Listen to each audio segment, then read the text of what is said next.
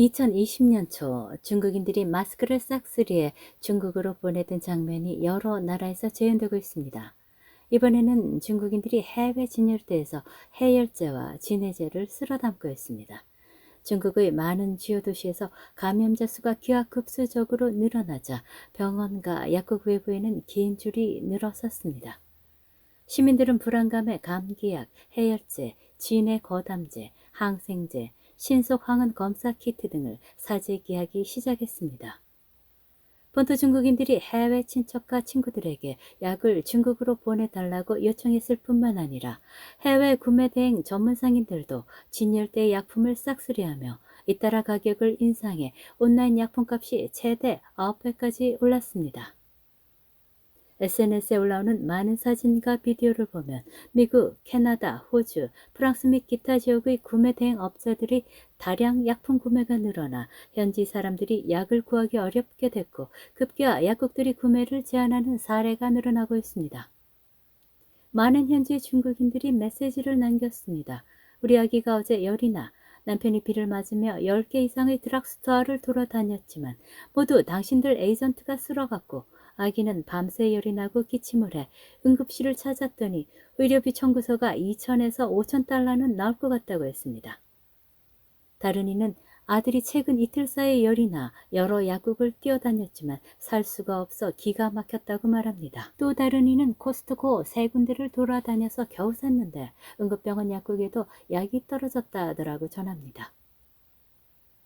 로스앤젤레스에 사는 한 중국 네티즌은 집 근처에서 감기약과 해열제가 떨어진 적이 없었다. 최근 며칠간 약국의 감기약과 해열제 진열대가 텅텅 비기 시작했고 일부 약국에서는 구매를 제한하기 시작했다고 말합니다.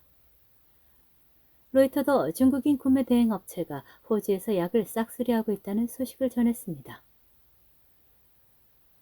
호주에서 가장 큰 중국인 커뮤니티 중 하나인 멜버른 교회의 박스힐에서는 한 약사가 현지 약국 여러 곳에서 감기약 파나돌이 매진됐다고 전합니다. 호주의 한 네티즌은 할인해도 아무도 사지 않은 약들이 구매가 제한되기 시작했다고도 전했습니다. 또한 캐나다에서도 중국인들이 온갖 종류의 감기약을 다 쓸어버렸다는 개탄이 나오고 있습니다. 프랑스의 중국인들 역시 현지에서 구매 제한이 시작됐다는 소식을 전하고 있습니다. 많은 해외 중국인들은 분유를 싹쓸이하는 것도 모자라 이제 약품을 싹쓸이하고 있냐며 부도덕한 일이라고 비난했습니다. 이렇게 행동하면 세계인들이 중국인을 얕보는 것도 나무랄 수 없다는 겁니다.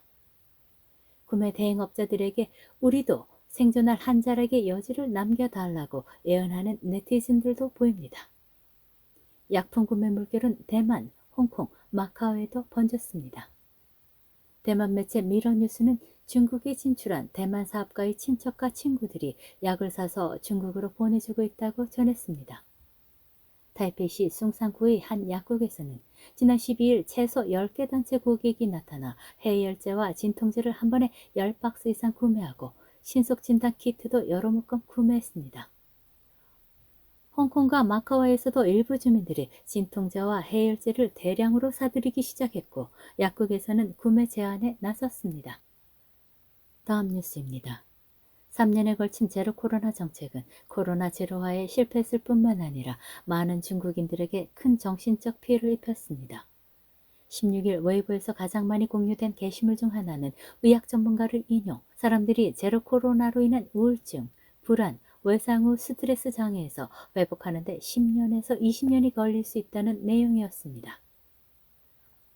의료 종사자, 환자 및 대중의 20%가 외상 후 스트레스 장애를 겪을 수 있으며 집에 격리된 사람 중 거의 3분의 1이 우울증, 불안 및 불면증 증상을 보인다고 합니다.